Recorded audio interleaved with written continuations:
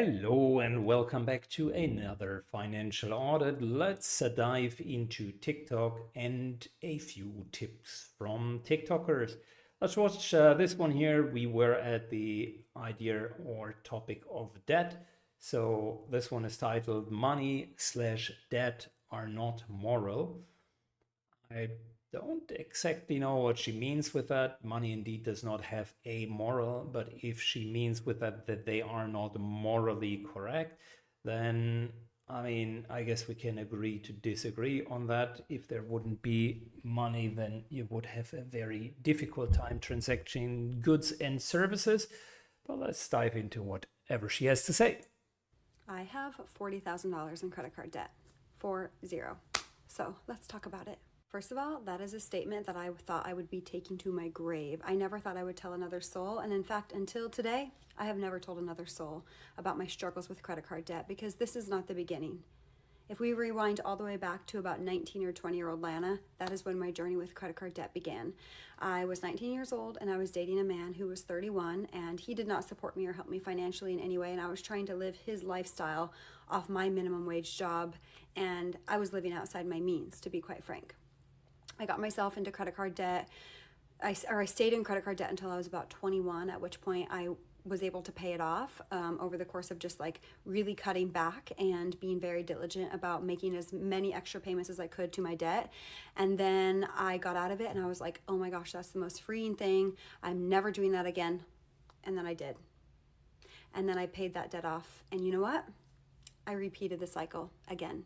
I'm in my third cycle of credit card debt, and at this point, my threshold has just gotten so big. Your threshold for debt increases with time, right? It's just like your threshold for anything else that creates stress in your life. Over time, your body has to adapt to the current conditions. Well, now we're at the justification, and I'll stop the video there because that is really unfortunate. I do have sympathy for her in a sense where this is a great example of someone who's just unable to control their finances.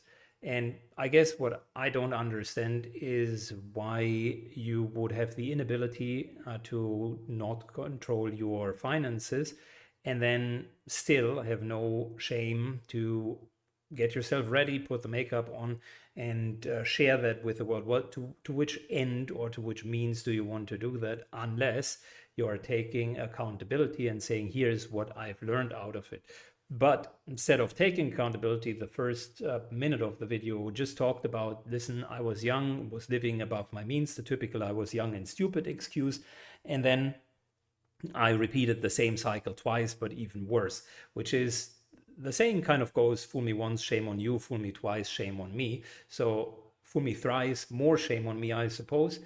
I really cannot fathom what she is expecting after being in a situation where she understands how liberating not having debt is, to then go into debt twice again.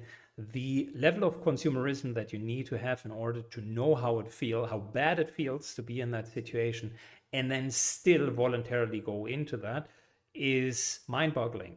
And then the oversharing online where you're basically trying to garner sympathy and likes and attention, which I assume is the whole point of it, maybe create a channel out of it and then use this video in order to find some means of income. I think that is the wrong way to go about it. And making statements like debt is not moral on top of it when you are a heavy user of it, subsidizing your lifestyle, kind of pushes the accountability to someone else. I would much rather like to see people saying, listen, here is my story, short abbreviation of the story, and then here are the learnings out of it. But that requires some self-reflection and accountability in the first place. And unfortunately, that's a good indicator. The absence of both of those are a good indicator for whether or not you have learned your lesson. In this particular case, I fear she has not learned it. All right, continuing with the theme of debt. Let's see what this young lady has to say. I have $63,000 of debt and I still travel, eat at restaurants, donate to causes I care about, visit coffee shops, spoil my cats. I made a debt payoff plan and budget exactly how much I need to reach my debt payoff goals each month and not a penny more. Financial goals should be shaped around your life, not become your life. Restriction can work short term, but it's not a sustainable or healthy way to live. For me, this means living within my means, budgeting in my financial goals, savings and not feeling guilty for spending what's left over. Well, I mean, a couple of thoughts around that. For starters, the idea that you need a sustainable financial plan, I can get behind that. The complete absence of how you even accumulated $63,000 of debt, however, is beyond me. And then just showing that there is a financial plan to pay back assumes that number one, you can live within your means for a long period of time and that you do have an idea of how to pay it back in a finite amount of time. The problem that I see with that type of advice, although I think it comes from a positive place, is that you are suggesting you can still do all of these other things whilst at the same time paying off your debt. The reality is something different. The reality is, specifically in the United States, you should be concerned about your retirement and how you are spending the years of non-productivity after you're done with your job. And I think that theme is not ingrained enough in the thinking process. So let's say she's mid-20s, I would assume, and she has $63,000 of debt. And let's assume she sets herself the plan of paying this off in the next 10 years. She did not talk about the time frame. But if she reaches her mid-30s debt-free, that doesn't mean that she has done a good job. That doesn't even mean she gets a pat on the back. That means she is where she should be in her early 20s, but just 15 years later without any nominal savings. So that then means between 35 and 65, she only has 30 years to accumulate a significant proportion of wealth in order to retire. So unless she finds herself a spouse that financially can support her, then that will be a pretty steep hill to climb all by herself. And that brings us to the whole topic of, even if she finds a spouse, she would bring that amount of debt or whatever is left over into the relationship, making it so much more difficult because you're essentially handing over your debt to someone else. So there's a lot wrong with it, and you don't need to be ashamed about debt if you're learning from it. And I don't want to completely dunk on her for basically stating she has a plan, she pays it off, and anything excess she can use to treat herself. But she makes it sound like she's still going on vacations, plural, and she's donating to causes, plural, and she's treating herself, plural, and she does have a pet on top of it, which all to me sounds like not necessarily frugal lifestyle. If you do have $63,000 in debt, you should think about how to most rapidly reduce that amount of debt so that no interest accrues on it. And then you should actually think about a sustainable goal afterwards of continuing your life with a modest lifestyle and enough saving rate to prepare for retirement. But I suppose that's not on her radar, and that's not the part that most of the audience on TikTok is very much concerned about. All right, we couldn't speak about that without also getting the hack for fast debt payoff. Let's hear it. So here's the hack for getting out of any amount of debt that you've got, whether it's student loan debt, whatever it is. I speak from experience. I paid off over $150,000 in debt like this. And when I started paying off that debt, I was making $2,000 a month. And I'm going to share the book that I learned this from that's been read millions of times. But here's the concept in a nutshell. So first of all, we need to admit and come to the realization that what we focus on expands. Meaning if you focused all your time on investing and how to multiply your money and literally thought about that and researched it all day long, eventually you're going to focus on it enough that it's going to expand. You're going to be able to expand your money via investments. And at the same time, if you were to just focus on debt and how you don't like being in debt, you don't want debt, you don't want to get any more debt, oh damn, how did you get in debt in the first place? Well, what you focus on is going to expand. So the book that I read this in first is called The Richest Man in Babylon.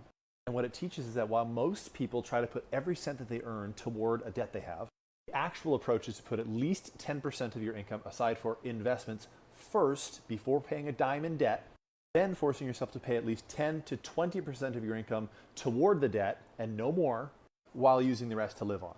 And the whole reason for setting in a percentage that you put toward your debt each month, again, 10 to 20%, is so that you don't have to think about it. You don't have to focus on it. You just know when money comes in, yep, you chunk off your 10% toward that debt. You don't focus on it. You simply do that on autopilot every time you got money coming in. and then put all of your focus to expanding the money that you're putting aside for investments. It's simple, it's easy, and it works. Follow for more. Man, where to even start with that? It's yet another deceiving story that I don't think actually holds merit. So before even going into what he has said, he made 2K a month and had 150 grand and claimed that he paid all of that off by just chunking away 10 to 20% of his income, which would be $200, mind you. So if that is what you're making per month, and that is $2,400 in debt repayment per year, which means you would be sitting there for a whooping 50 years to pay off your 150 grand to begin with. That in itself, judging from his appearance, he's not over the age of 50, can already not be true. So quick fact check here tells us that that is just another hook to reel you into a story.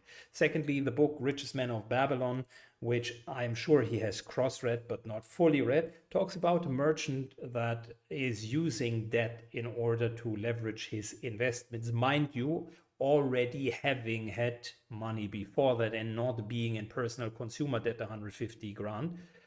And then he is using that in order to foster his wealth and reinvest into his business. So it's basically the first recorded compounding interest use case of someone who has done that very successfully.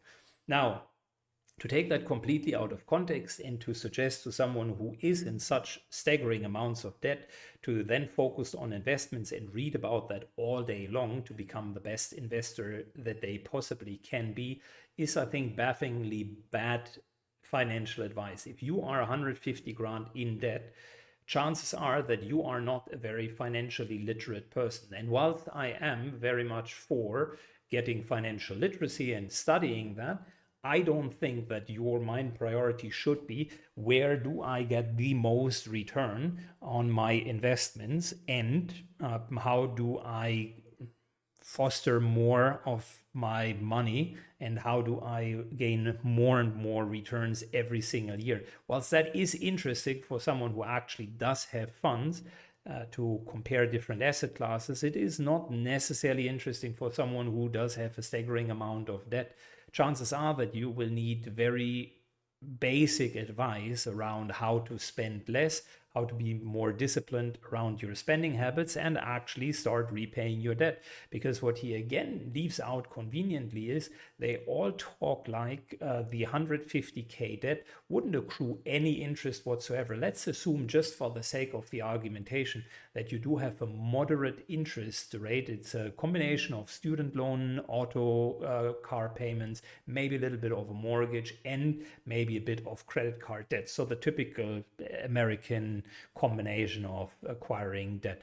Then you would end up in that combination. Let's take the mortgage out and say the 150K is actually the other three categories. Then you would have almost no equity in any of the things that created debt to begin with, and you would potentially end up with a double-digit interest rate on your debt.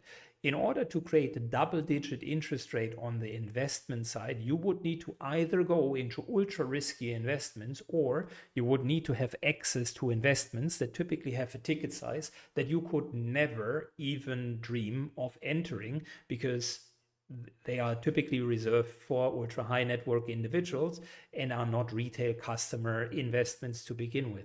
So the comment that he is making, I think, is out of context and is not helpful for anyone that is actually finding themselves in a situation. If you find yourself in a debt situation, you should talk with a financial advisor that specializes on debt repayments. You should consolidate your debt into the lowest potential amount of interest across all of the debt. You should try to negotiate with debtors to maybe get a partial forgiveness on some of the debt, and you should live very frugally, pay down the debt, and then create an emergency fund. That should be step number one before even thinking about I'm investing that and that amount of money into a high yielding asset class, and therefore I'm outperforming whatever I'm owing to someone else. That's just a stupid mindset to begin with, because it does not really include any risks. The moment that your plan goes astray, you're finding yourself into an even bigger hole of debt, and that cannot lead to wealth, that only leads to more problems. So that's what I had for debt and repayments today. I hope you enjoyed it. Let me know what your thoughts are below, and see you on the next episode. Bye bye.